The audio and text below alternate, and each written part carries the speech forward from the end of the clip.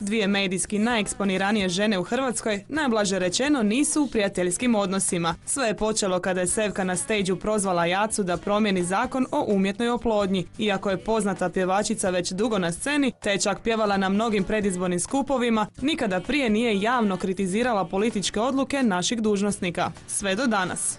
Ja znam da je ona žena i njoj je isto teško. Međutim, nadam se da ima muda i da će promijeniti ovaj zakon o umjetnoj oplodnji. Ubrzo nakon toga podigla se medijska prašina, odmah su osvanuli naslovi, a vatru na ulje dolila je sama predsjednica vlade kada je navodno poručila kako neće komentirati izjave jedne djevojke sa sela. A odakle on? Reći vam ja nešto se tiče, ženska nema i muda. Ipak Jaca je uskoro shvatila da je možda najmudrije povući se i pregristi jezik. Njoj ne poručujem ništa.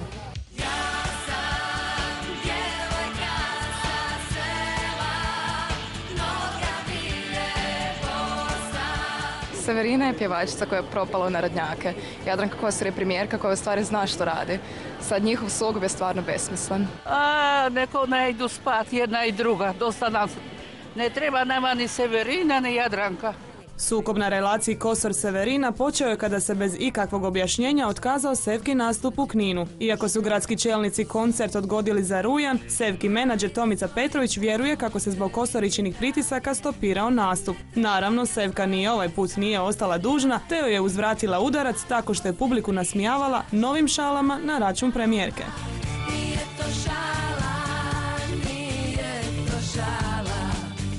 A ne znam, možda i ne ide baš tako dobro kad neprekidno sada, evo, zadnjih dana koristi moje ime. Tad je igrao bivši ravnatelj Hrvatske televizije Mirko Galić i neka tamo političarka Jadranka Kosor.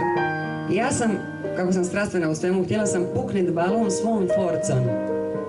Međutim, bila je kriva procjena i puknula sam tu političarku svom forcom u onu cjevanicu.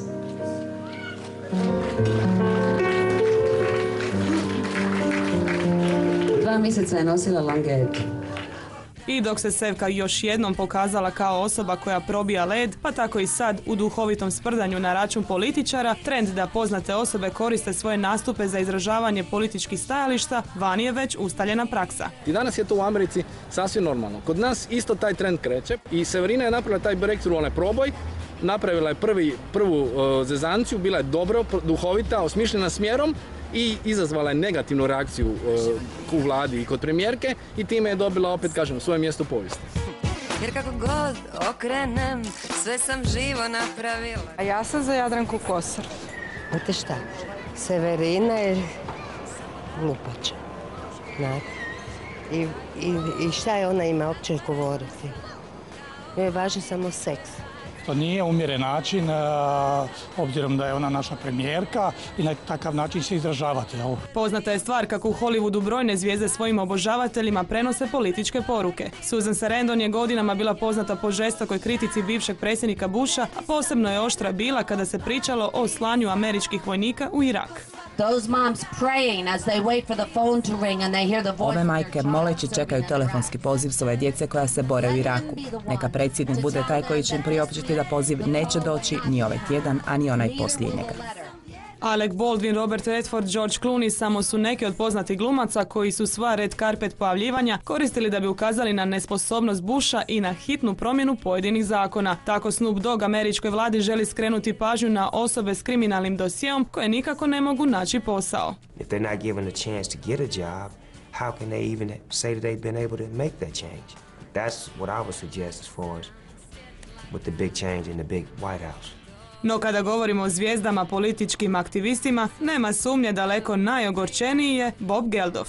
So I don't give a fuck about the shit that I hear every day about figures and this and that.